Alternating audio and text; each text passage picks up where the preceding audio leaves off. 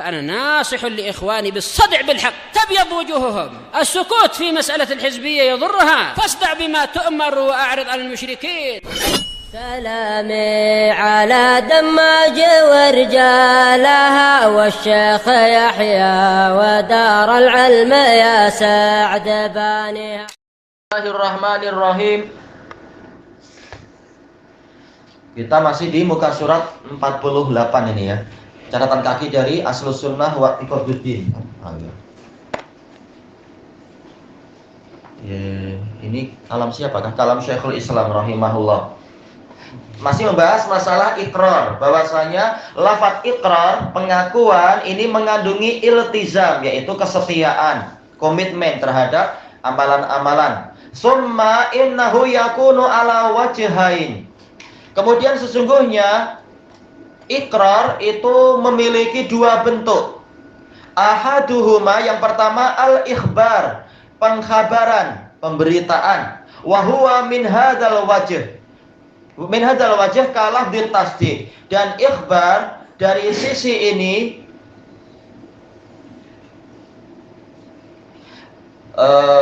seperti lafaz tasdik, pembenaran, wasyahadah, persaksian, wa nahwihima, dan yang seperti itu. Iya, pembenaran. Dan memang inilah keimanan. Wa hadza makna al-iqraril ladzi yadhkuruhul fuqaha'u fi kitabil iqrar. Dan inilah makna ikrar, pengakuan yang disebutkan oleh para fuqaha dalam kitabul iqrar. Seringnya terkait dengan masalah mahkamah, pengakuan di pengadilan. Wasani, makna ikrar yang kedua, insya'ul iltizam, yaitu menampilkan kesetiaan atau ketekunan atau komitmen. Kama fi qaulihi ta'ala, seperti firman Allah Ta'ala, aqarrartum wa akhadtum ala zalikum isri.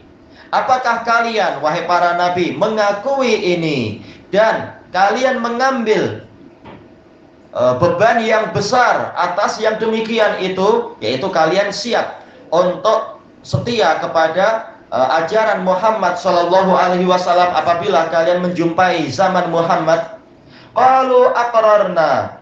Maka para nabi mengatakan kami mengakui itu, yaitu kami siap untuk setia, untuk tekun mengikuti agama Muhammad.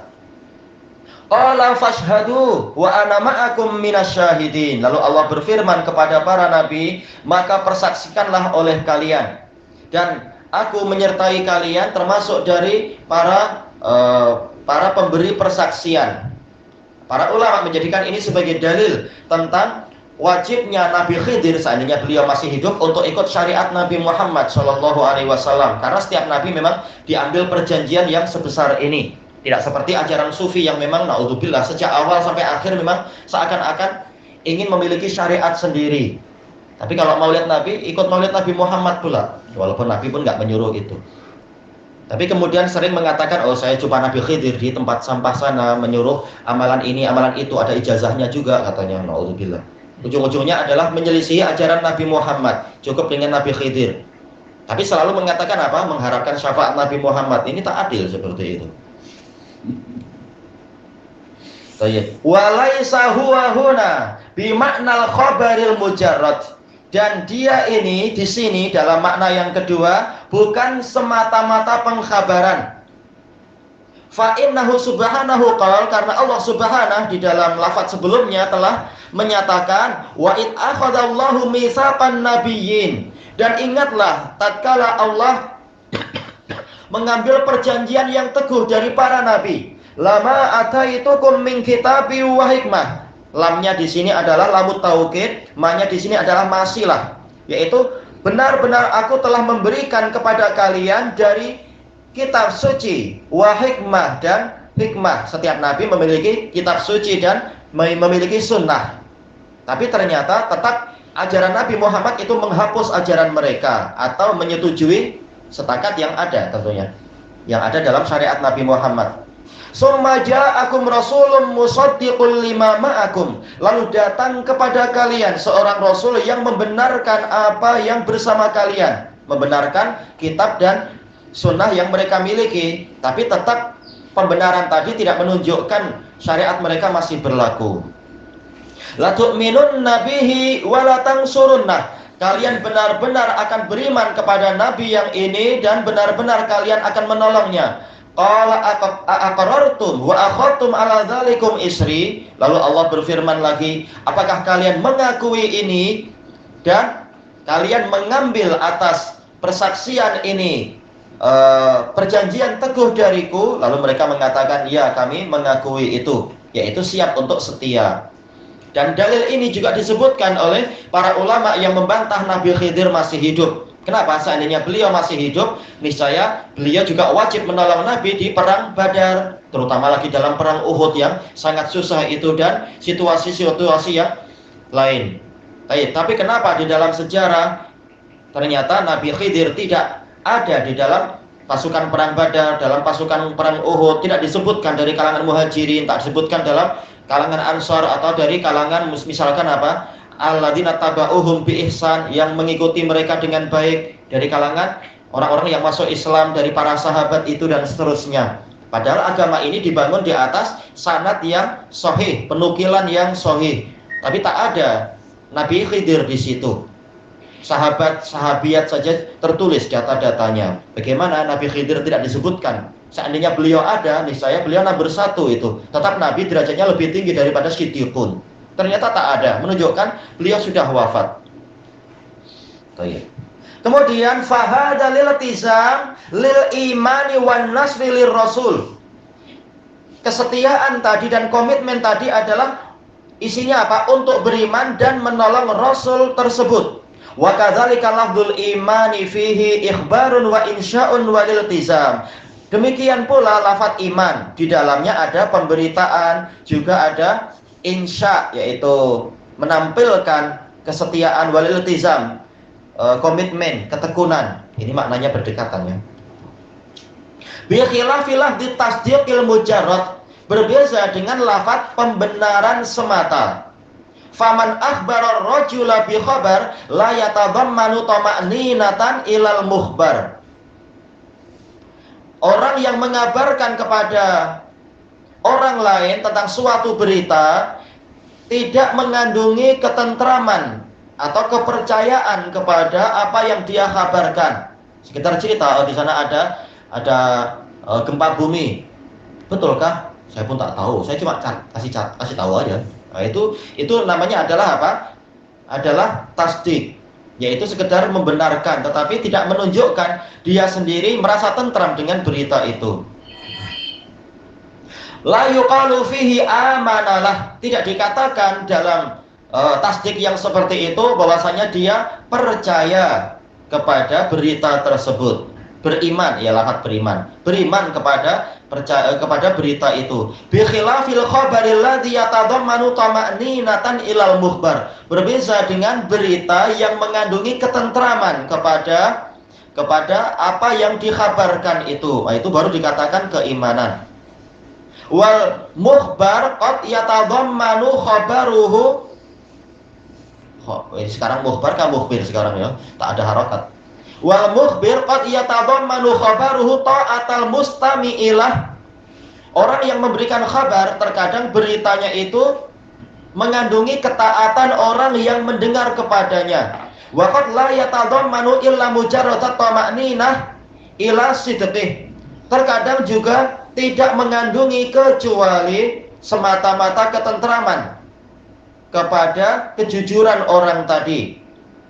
Memang ini bahasanya agak mendalam, tapi intinya tasdik itu tidak sekuat ikrar untuk menjelaskan apa makna iman. Fa idza tadammana ta'atal mustami', kemudian apabila berita tadi tidak mengandungi ketaatan orang yang mendengar, lam yakun mu'minan lil mukhbar, maka si pendengarnya itu tidak dikatakan sebagai orang yang mukmin terhadap isi berita tadi. Illa biltizami ta'atihi ma'a tasdiqih, kecuali dengan cara dia setia untuk taat kepadanya disertai dengan pembenaran kepadanya. Pembenaran semata tak cukup, tetap apa? Setia pada ketaatan. Bal qad istu'mila lafdzul kufri al muqabilil iman fi nafsil imtina'i anit ta'ah wal inqiyad. Bahkan lafaz kekufuran yang berhadapan dengan keimanan itu telah dipergunakan untuk menunjukkan imtina, yaitu ketidakmauan untuk taat, yaitu orang tidak mau taat. Nah, ini dikatakan apa? Kufur ta'ah. Walinqiyad, tidak mau patuh. Sebagaimana iblis dikatakan kana minal kafirin, padahal dia membenarkan Allah, tetapi apa? Dia tidak mau taat kepada Allah dan tidak mau patuh pada Allah. Walaupun dia membenarkan. Ini menunjukkan tasdik itu tidak selalu berupa keimanan, tapi ikrar itu lebih dekat pada keimanan.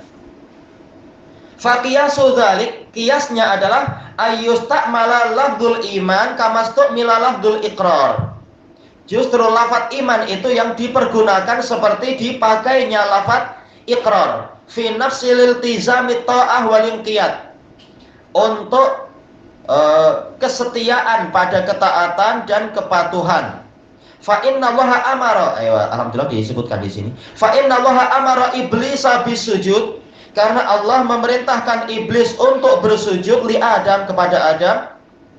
Fa'aba wastakbara wa kana minal kafirin, lalu dia enggan dan dia menyombongkan diri, maka jadilah dia termasuk dari orang-orang kafir. Selesai dari Majmu'ul Fatawa. Ini baru pembahasan secara lughawi iman itu apa, untuk melengkapi apa yang dikatakan oleh Ibnu Mandur dalam Lisanul Arab, bahwasanya iman itu tasdik. Seperti juga dikatakan oleh kebanyakan pensyarah, iman secara bahasa adalah tasdik. Nah, dikritik oleh Syekhul Islam, secara lughah pun tidak betul itu, tidak betul. Nah, ini menunjukkan ahlu sunnah, ulamanya itu ilmunya sangat mendalam, hatta dalam masalah lughah. Kemudian wahada ta'riful imani syar'i inda ahli sunnati wa jamaah wa huwal haq. Yang berikut ini adalah definisi iman syar'i menurut ahlu sunnah wa jamaah, dan itulah yang benar. Annal imana yashmalul qawla wal amal, bahwasanya keimanan itu mencakupi ucapan dan perbuatan. Makanya secara bahasa tadi pun isyaratnya sudah ke situ. Keimanan itu mengandungi apa tadi? Iltizam, kesetiaan untuk ketaatan dan kepatuhan. Fil qalbi wal lisani wal jawarih, ucapan dan amalan di dalam hati, di dalam lisan, dan di dalam anggota badan. Yazidu bi ta'ati wa yanqusu bil maksiyah, bertambah dengan sebab ketaatan, berkurang dengan sebab kemaksiatan. Qala al-Imam Sufyanus Tsauri rahimahullah, wal imanu qaulun wa amalun wa niyah. Iman itu ucapan, amalan, dan niat. Ini isyarat pada tiga tempat adanya amalan itu ya. Hati, lisan, dan anggota badan. Yazidu wa yanqus, mungkin bertambah dan mungkin berkurang. Yazidu bi ta'ah wa yanqusu bil maksiyah, bertambah dengan ketaatan, berkurang dengan kemaksiatan. Wala yajuzul qawlu illa bil amal, ucapan tidak boleh dipandang kecuali dengan amalan. Wala yajuzul qawlu wal amalu illa bin niyyah, ucapan dan amalan itu tidak terpandang, tidak boleh diterima kecuali dengan niat. Wala yajuzul qawlu wal amalu wan niyyatu illa bimuwafaqatis sunnah, dan tidak boleh diterima ucapan, amalan, dan niat kecuali dengan kesesuaian dia terhadap sunnah Nabi SAW. Selesai dari Syarhus Sunnah punya Imam As-Tsauri. Ilahuna wallahu a'lam.